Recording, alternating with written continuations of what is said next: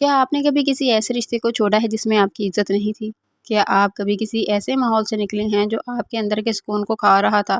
کیا آپ نے کبھی کسی موقع کو چھوڑ دیا جو دل کو تسکین نہیں دے رہا تھا؟ تو مبارک ہو، آپ نے صرف ایک فیصلہ نہیں کیا، آپ نے کائنات کو ایک پیغام دیا کہ اب میں اپنی اصل پہچان، اپنے دل کی آواز اور اپنی روح کی سلامتی کو چنوں گا۔ اور جیسے ہی آپ سچ کے قریب جاتے ہیں، کائنات حرکت میں آتی ہے۔ یہی حقیقت ہے، جو اللہ کے لیے کسی چیز کو چھوڑتا ہے، اللہ اسے اس سے بہتر ضرور عطا کرتا ہے۔ یہ بات صرف رشتوں یا نوکریوں کی نہیں ہے، یہ آپ کی عزت نفس، آپ کے مقصد حیات اور آپ کی روح کی ترتیب کی بات ہے۔ ہر بار جب آپ کسی ایسی چیز یا رشتے سے دور ہٹتے ہیں جو آپ کی ذات سے میل نہیں کھاتا تھا، تو کائنات آپ کے لیے کچھ بڑا اور بہتر ضرور بھیجتی ہے۔ جب آپ نہ کہنا سیکھتے ہیں تو دراصل آپ اپنی قدر کرنا سیکھتے ہیں۔ جب آپ زبردستی کی محبت، زبردستی کا رشتہ یا زبردستی کا ساتھ چھوڑتے ہیں تو آپ خود کو آزاد کرتے ہیں، اور یہی آزادی کائنات کو دعوت دیتی ہے کہ وہ آپ کے لیے نیا دروازہ کھولے۔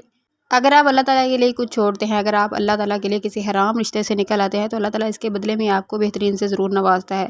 اگر آپ حرام کھانے سے یا حرام کی کمائی سے نکل آتے ہیں، اللہ تعالیٰ کی رضا کی خاطر اس کو چھوڑ دیتے ہیں، تو اللہ تعالیٰ ضرور آپ کو اس چیز کا بدلہ ضرور دے گا۔ اس جہاں میں نہ صحیح، آخرت میں اس کا بدلہ آپ کے لیے بہترین ہوگا۔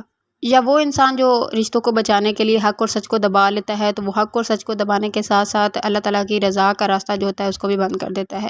یا ایک انسان جو حق اور سچ کو دبانے کے بجائے وہ کھلا مکھلا بولتا ہے، یہ اس ڈر کے بجائے کہ کہیں میرے رشتے نہ ناراض ہو جائیں، یا میرے سے کوئی ناراض نہ ہو جائے، کوئی روٹ نہ جائے، یا کوئی میرے سے تعلق جو ہے وہ توڑ نہ دے، تو اس ڈر کے بجائے جو اللہ تعالیٰ کی رضا کے لیے بولتا ہے، آواز اٹھاتا ہے حق اور سچ کے لیے، تو اللہ تعالیٰ اس کا بدلہ بھی اس کو ضرور دیتا ہے۔ کسی کا بھی اجر اللہ تعالیٰ نے ضائع نہیں کرنا۔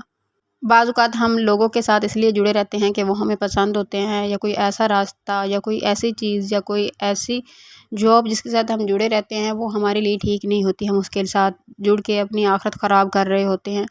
لیکن کچھ چیزیں ایسی ہوتی ہیں جو ہم ان سے دور ہوتے ہیں، ان کے ساتھ جڑنا چاہیے اللہ تعالیٰ کی رضا کی خاطر، لیکن ہم جڑ نہیں پا رہے ہوتے، اور یہ ہم غلط کر رہے ہوتے ہیں۔